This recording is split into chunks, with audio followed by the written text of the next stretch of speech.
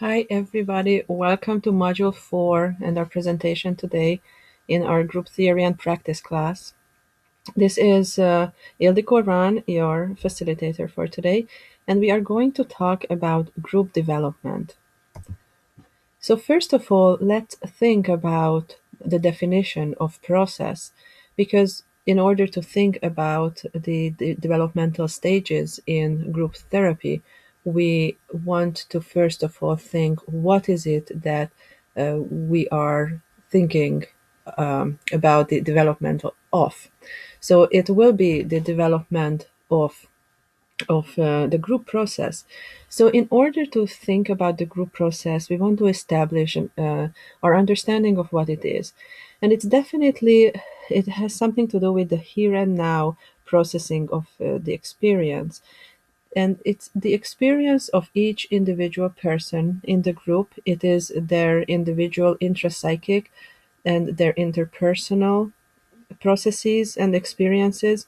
Intrapsychic meaning whatever is happening inside a person, and then interpersonal is whatever is happening in the relationships of this person. And these elements also happen in individual work. So in dyadic work, you will consider the client's intrapsychic and interpersonal aspects and their experience. But in a group therapy setting, you will be also considering the group as a whole phenomena.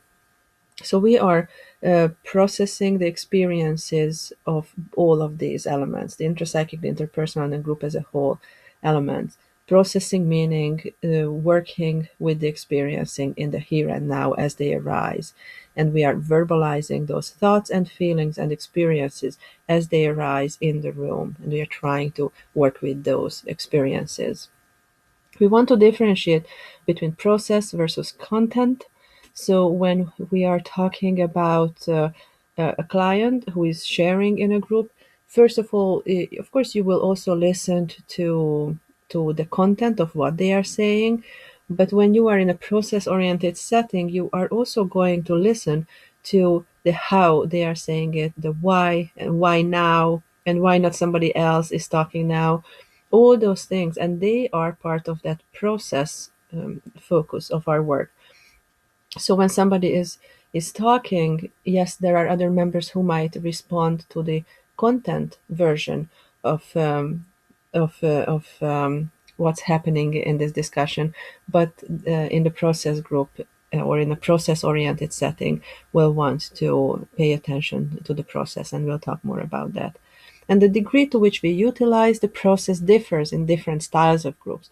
So if you're thinking about a psychoeducational group or a support group, a CBT group, a DBT group, where you are trying to convey some skills and ideas to your clients, you will listen to their questions. You will listen to what is it that they don't understand what you are saying.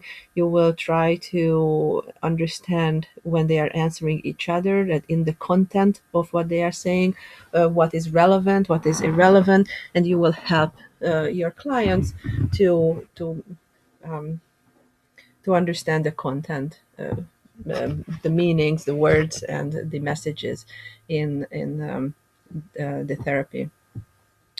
But if we are talking about process groups, therapy groups, where we utilize the process as opposed to the content, we'll definitely pay more attention of the how and why now, and why not somebody else, and why not at another time, to those elements of the communications. The therapist has certain roles in maneuvering the or steering the group process. First of all, one of your tasks as the therapist in a process group is that you would draw the members back to the here and now. It is always part of any kind of group, even if it's a process group, that members would be talking about their experiences outside of the room. Either if it's a historical event, so when they were growing up, some important events happened that shaped the way they are now. Usually, in a process group, the meaning of those stories is to understand to better understand this group member, and have a background story to how they are feeling right now, what is their experience right now. So in that respect, it is important to allow space for those outside stories. But as a rule, it's always easier or very often it's for many people, it's easier to talk about outside events and historical events or fears about the future than rather than focusing on the here and now. And so our task as group therapists is to draw these people back to what's happening in the here and now and how their story is relevant in the here and now.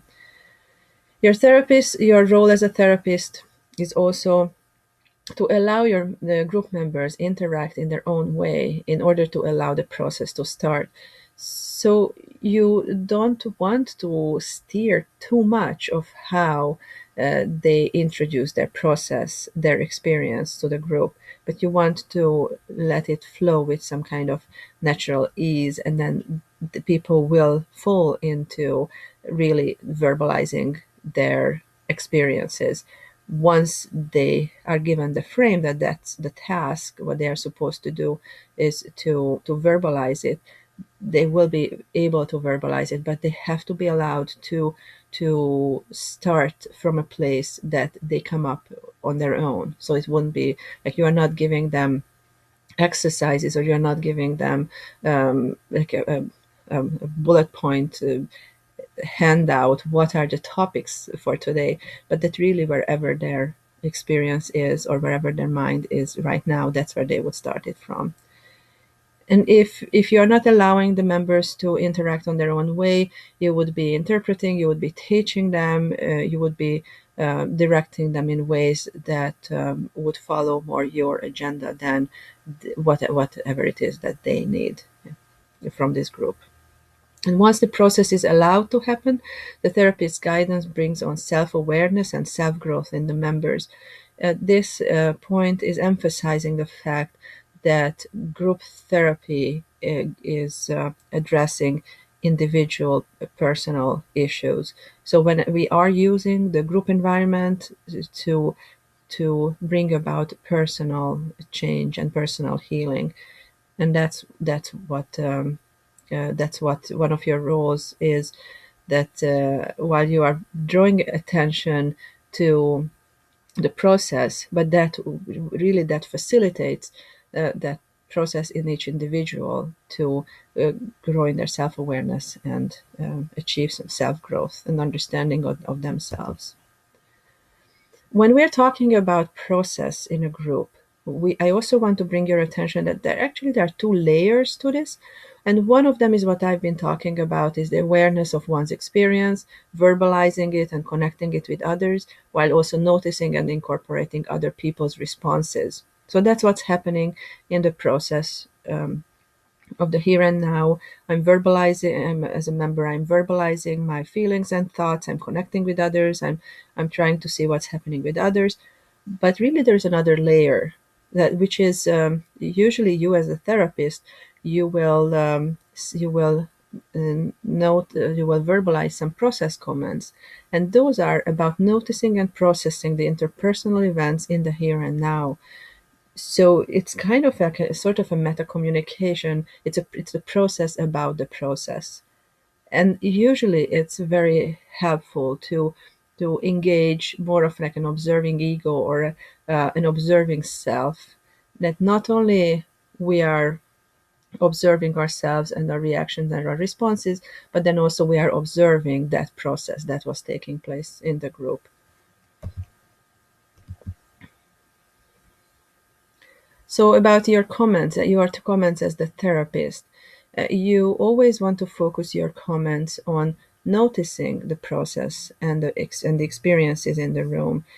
And once you notice them, you will ask questions about those, and that way you will draw your group members' attention to those experiences, and that will help them to stay away from the content and stay more with the process, not because you interpreted or you gave answers to their questions, but rather you are asking questions of, what's happening right now in the room, or you might draw somebody's attention to what and why they said certain things, or how they are feeling now towards somebody else. When you see that something is shifting in the room in a person, you gently can ask questions about that.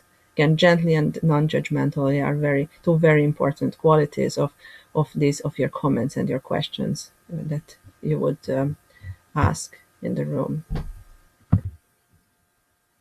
Okay, now we are going to switch to the stages of group development, our main topic for today.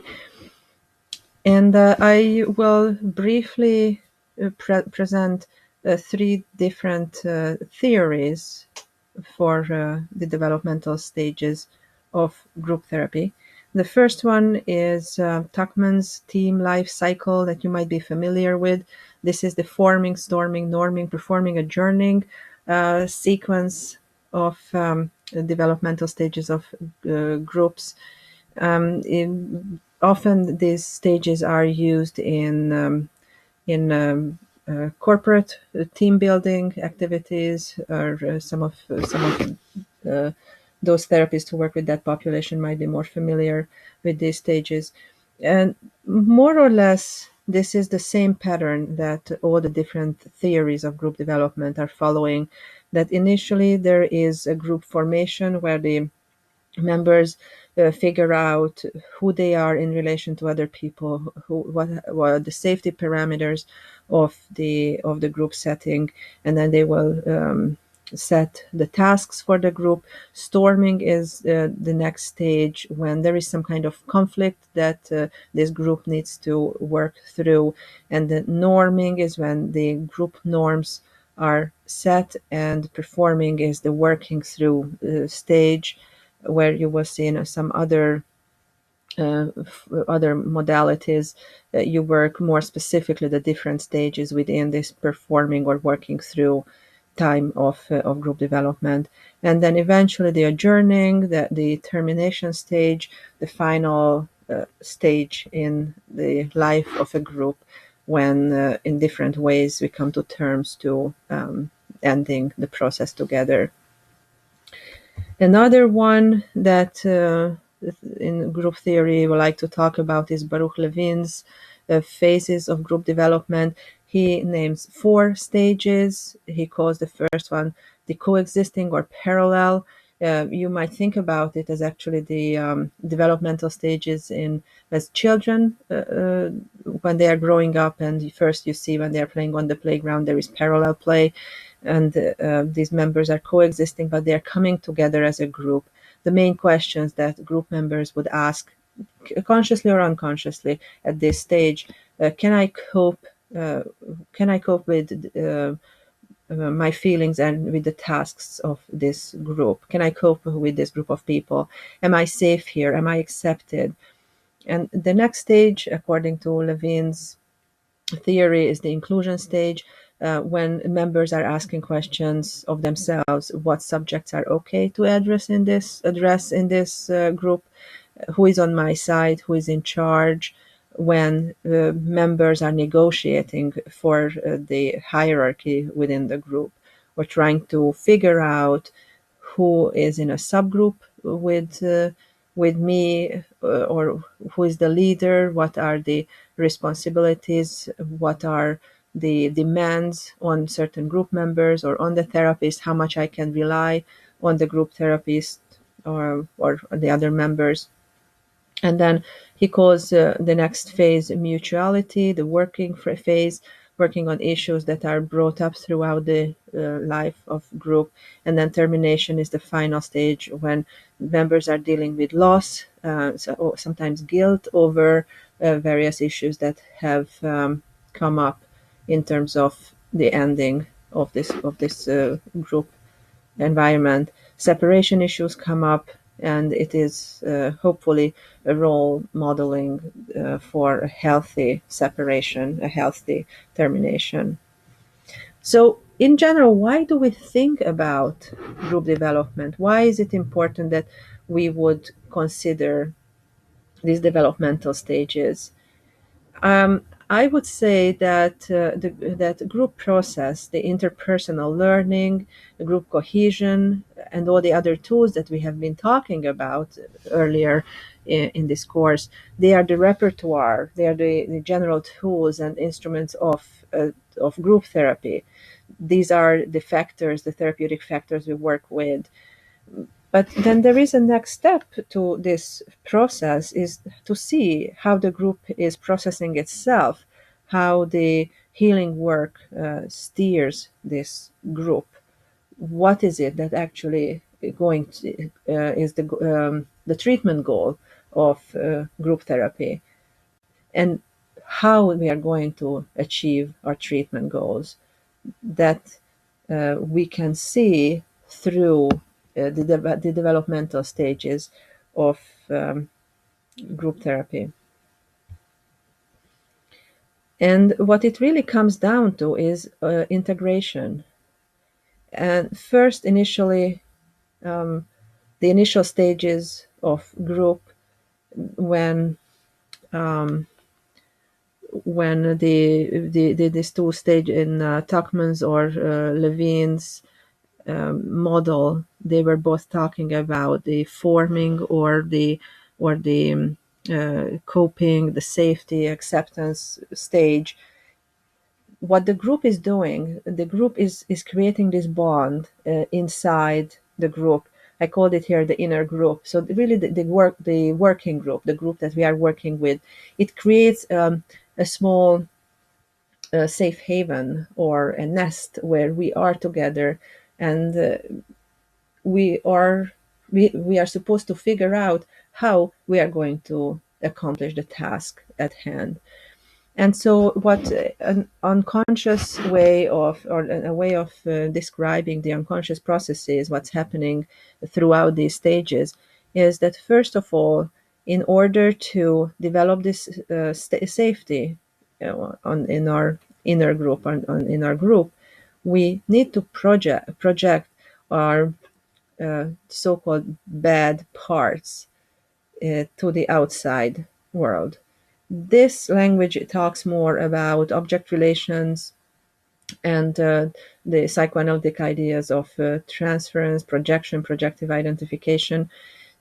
But that's kind of the jargon. And if you think about what's happening in the group, is that in order to create this safety, there is hostility, there is competition in the world, and we have to somehow figure out, just as we had to figure it out when we were infants and we were born into this big world, and somehow we had to make sense of the world through our caretakers. So what's happening here in the group is that we are renegotiating this space. We are trying to uh, repair some of those wounds that took place in those early times. So very similar parallel process with that time. What's happening now is that this group is projecting those bad feelings or these bad parts of themselves to the outside world. And when the group feels safe enough, when the bonding happened, when the members feel um, some kind of safety together, then the the group dynamic settles into more of like a real working through those bad parts of themselves, the hostility, the competition, the anger, those unwanted parts of themselves. And they actually, the group members, they project those feelings into people inside a group. For that, you had to first arrive at this relative safety, and that is the natural, what it follows naturally, that we bring in those projections from the outside into the inside. And I will talk more about the scapegoating stage, and that's what happens at that stage. And then, if the group is able to work through this highly conflictual, somewhat scary feeling of these bad parts of the different members being projected into one person or sometimes to different people in the group, once somehow it was resolved in a therapeutic way, then the group as a whole arrives to a new stage of integration. And we learn to integrate our own projections.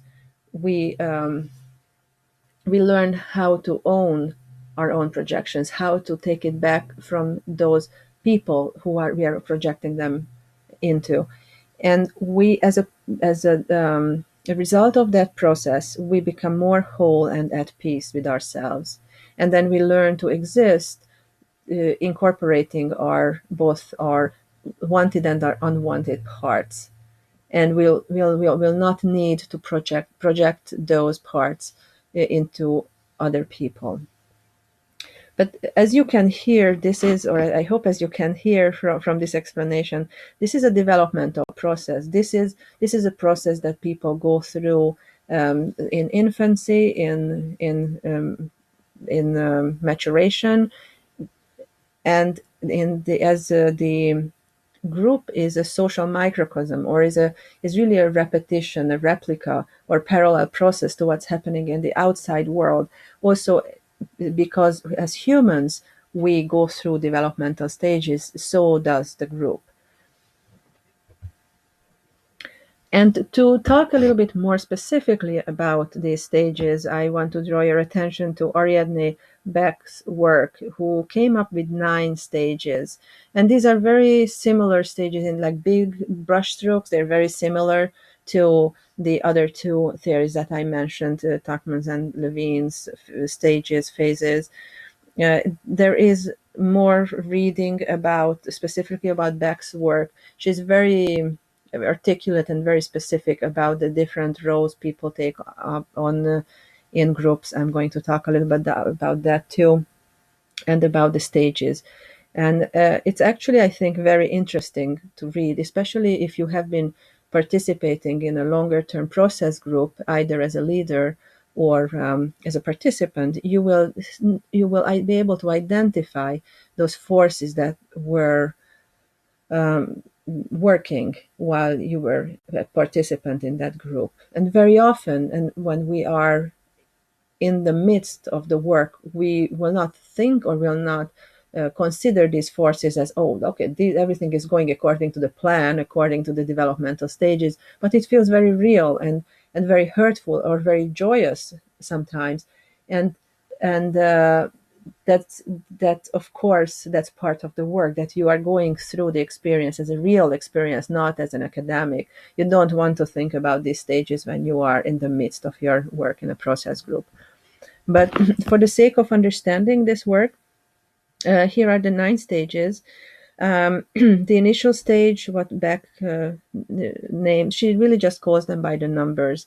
So the first stage is making contact and making contract, finding the commonalities among group members. The group is forming at this stage.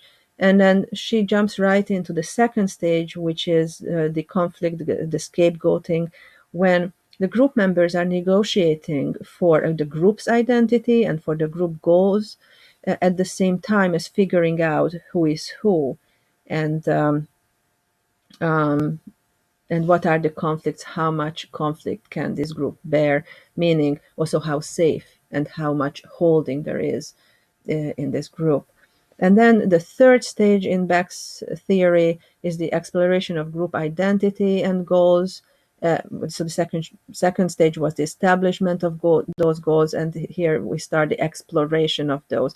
And really, stage 3 is the first real working phase in this model. So, and stages 3 through 8, they are the working phases. And I'm not going to talk now about the specifics of all these phases, though it's very interesting. And if you're interested in it, please go ahead and read some of the readings. It's very it's very engaging literature, I think.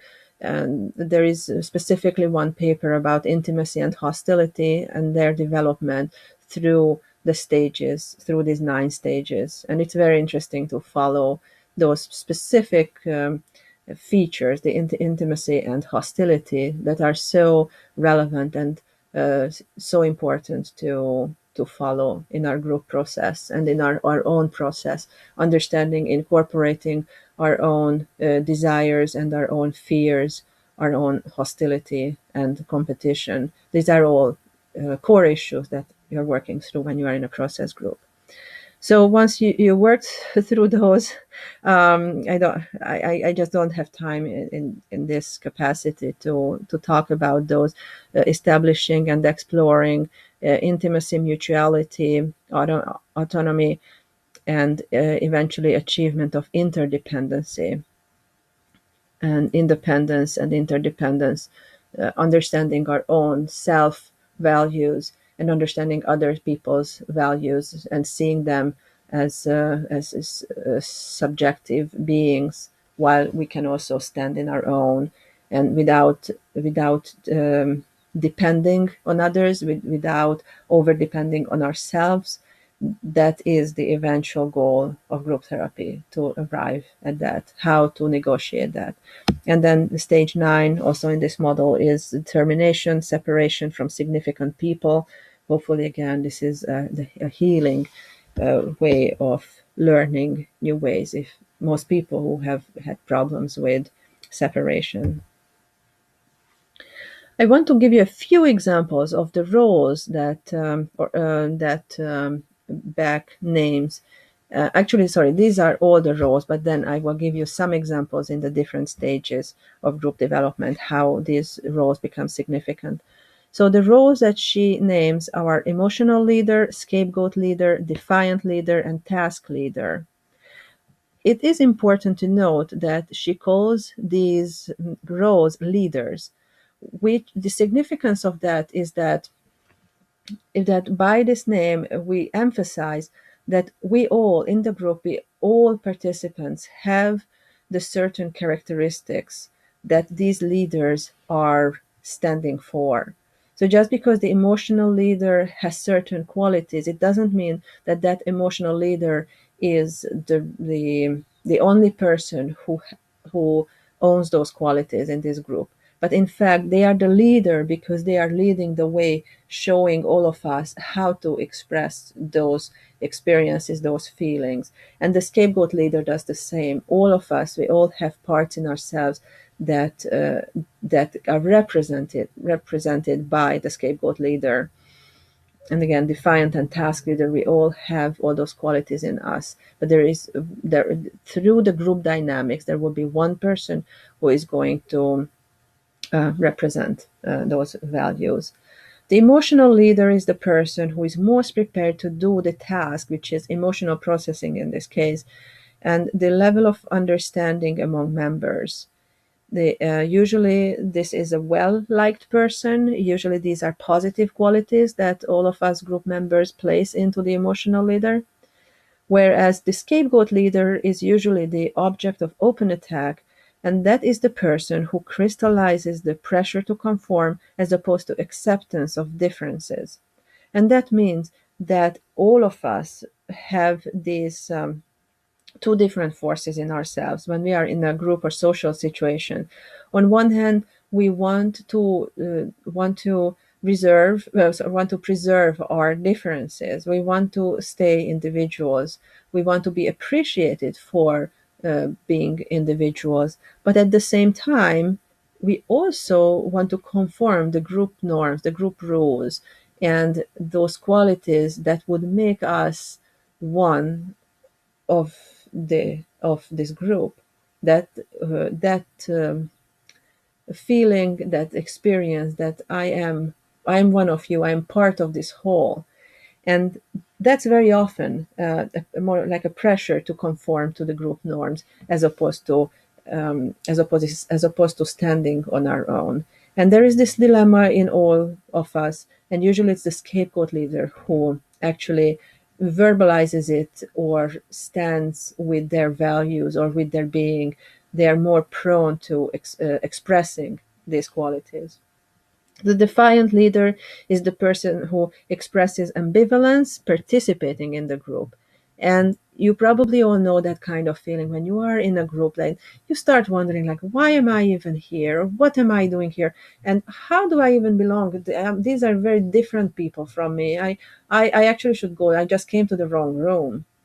And so this is the defiant leader who names or who stands for these qualities. Whereas the task leader is the person who is the guide to the task of the group, the main task, and then also the all different tasks that come up along the way. And usually in therapy groups, this is the therapist, but there are certain situations when it's a different person. It's not not the group facilitator who takes on this role, or maybe there is another person in the room outside besides the therapist who takes on this role, and that will be quite significant.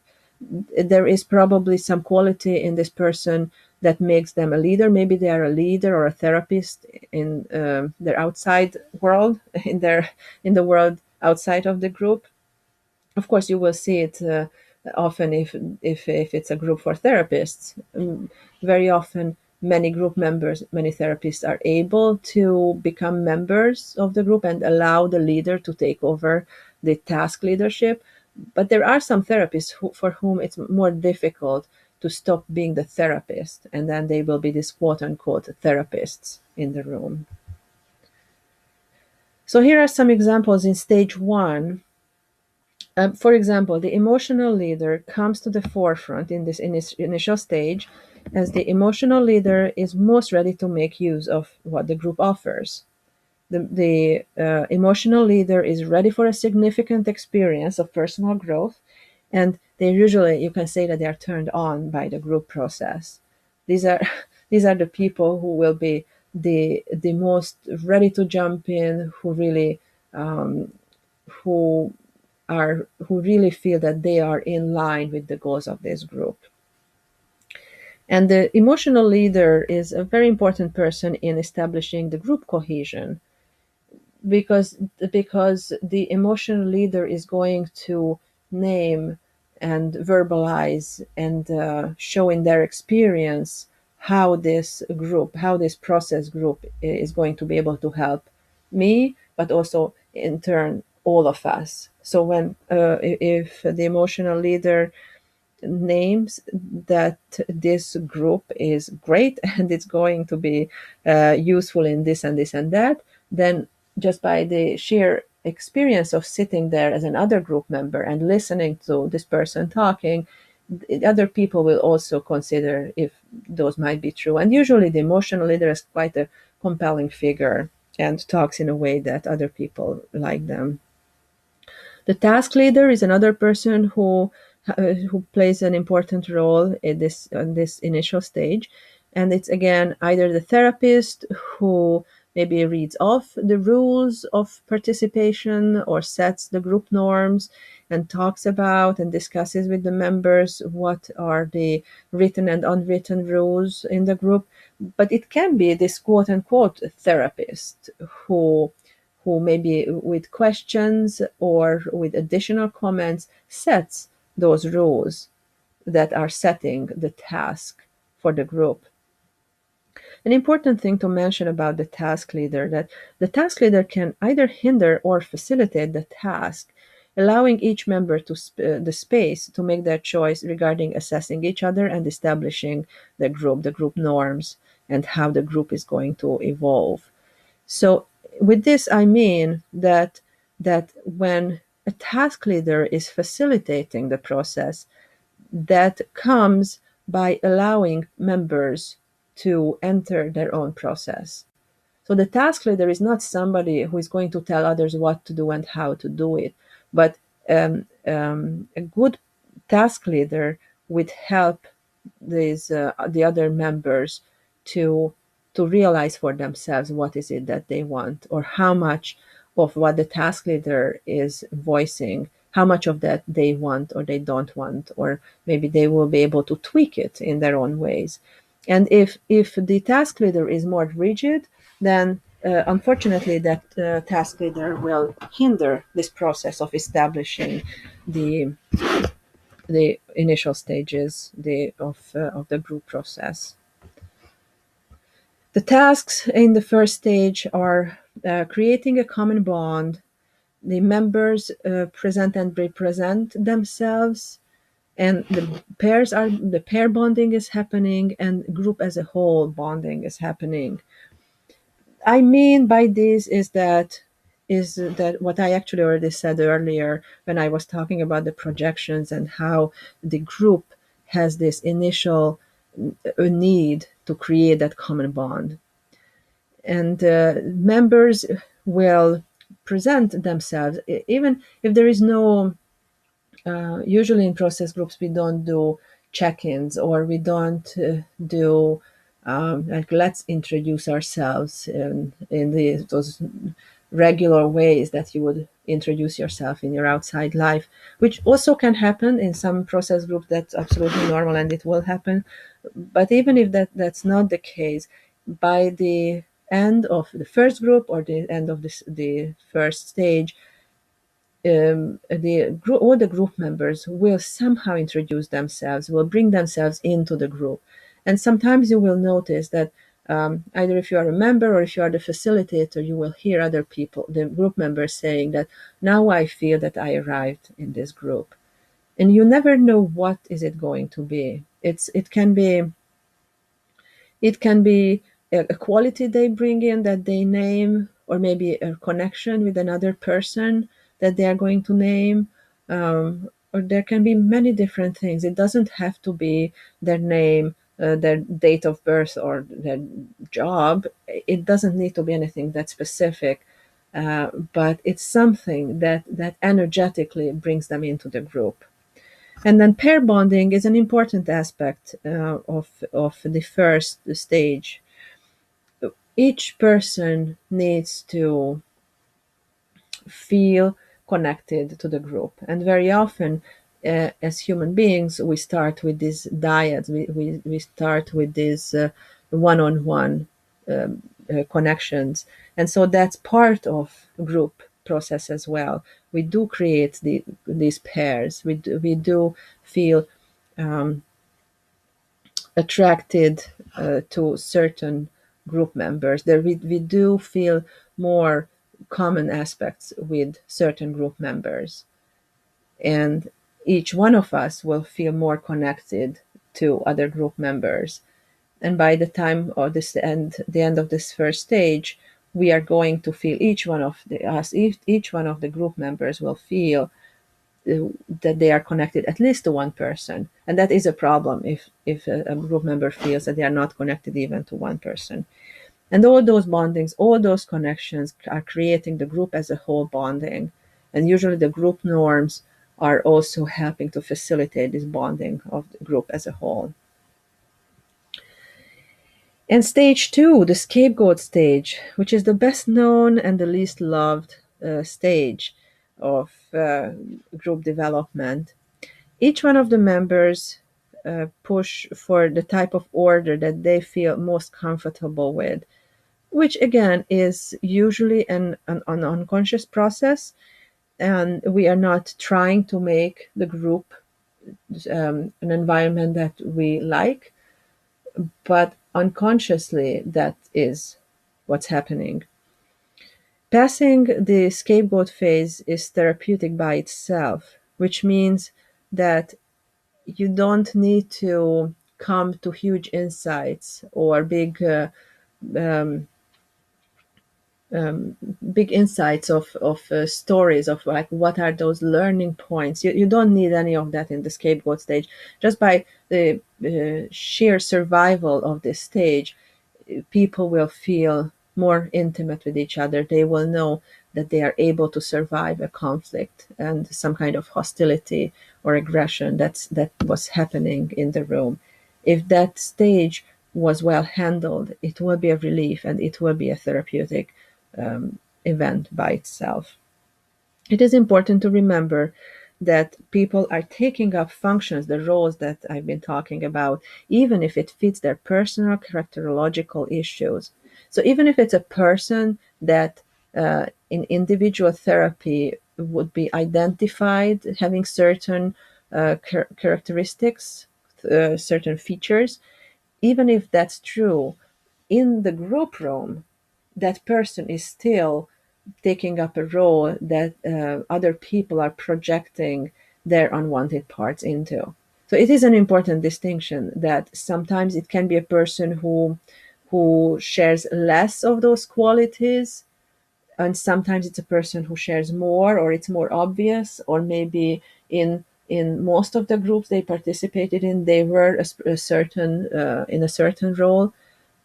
But nevertheless, you can never say that this is just pure characterological or personality issue. In a group setting, it's always also a group phenomena. In this stage, in this scapegoating stage, the roles are as follows. The scapegoat leader will go through a certain crisis. It's usually the scapegoat leader is more disclosing than others, and usually the scapegoat leader will be rejected by others by definition, and the scapegoat leader will be defensive, sometimes awkward. Sometimes the scapegoat leader will feel that usually they are more articulate, they are more likable, and it just feels like some kind of surreal dream for them, that what's happening in this group, and they're not able to get out of it. And those are the times when the scapegoat leader is backed up by the leader or the leaders in the group. It can be a very healing experience, because in that energetic moment when the scapegoat leader feels that by themselves they just cannot get out of it, they don't understand what's happening, they don't understand why they cannot react or respond in ways that are more congruent with their nature. They are in that role, they are soaking up that energy from the whole group. And if in those moments they get help from the therapist, it can be a very rewarding experience for them. The emotional leader is an articulate representative of a contrasting viewpoint, contrasting from the scapegoat leader, and they model a relationship that builds trust in the face of difference. So usually it's the emotional leader who is able to pick that up, that we have different opinions, and here I am standing with my opinion, and other group members might have all different opinions, and you here, the person who is the scapegoat leader, you are standing for a different value, for example, than what I stand for, but I understand and I respect that part of you. And so that is the role of the emotional leader, to negotiate this balance. The task leader knows that hostility can lead to fragmentation, especially if it's a therapist who understands what is happening in the group. Then this person will be very aware that a great degree of hostility can lead to catastrophic results and chaos, and the group can fall apart or people can leave. And the task leader's job is not to try to change the people, or specifically the scapegoat leader, but also not to join the attack. And sometimes it will be compelling that for the task leader to join putting all the negative aspects, all the unwanted parts onto the scapegoat leader, because it just feels like that's the natural way of what the group wants. And in order to save the group, that is what the task leader would do. Or maybe they're trying to save the scapegoat leader by trying to change them, by explaining to them why they are wrong or why they should change. And those are all useless, or they are not very effective ways of dealing with this situation. The task leader's job is to open up the can of worms. Their task is to name the elephant in the room, and at the same time, not only open it up to the whole group to process and work through, but to also contain that hostility. And that can be very difficult. And that is something that group leaders need the experience in, how to contain that hostility. Once they named it, they opened it up. And eventually, also the task leader's job is somehow help the members to turn their blaming into self-reflecting. And once that happens, when the blaming and the projections turn into self-reflecting, naming those unwanted parts in ourselves, that's when this stage is over. And the next slide is about termination. This is the trick when I jumped through, or I jumped over all the stages in between. And about termination, I just wanted to say a few things. You could think about termination not only when the season ends, not only when the whole group process came to an end, but also each one of the group sessions end. And it is important to finish each day with a closure and a reminder to reflect on what happened today. And then also, when a group member leaves, when just one single person leaves, either if it's an ongoing group and people leave, come and go, and hopefully they stay for several months or several years, but they leave before the group as a whole comes to a natural end. And each time one person leaves, the group needs to heal and process the loss. And different members have different needs for that, but we do have to think about that. And that brings us to our summary, to the end of this lecture. I think it is a lot of material to include in just one lecture, but I hope you got something out of it, and that it will enhance and maybe help you to prepare yourselves for all the readings that you might want to do around the different theories of group development. So in summary, I'd like to say that creating the corrective experiences in group and working in the here and now through interpersonal learning shape the developmental task of the group. And understanding the stages of group development help us follow this process most efficiently and use it to the benefit of each individual in our group. Again, I'd like to emphasize that we are working for the benefit of each individual, even though we are thinking about group as a whole interpretations, we are thinking about developmental stages of the whole group as a whole, and we keep working in the here and now, and really everything comes down to the goal of individual therapeutic goals and individual self-growth and increased self-awareness and healing experiences for the individuals in our group. Thank you, and I will see you next time in our next lecture. Bye-bye.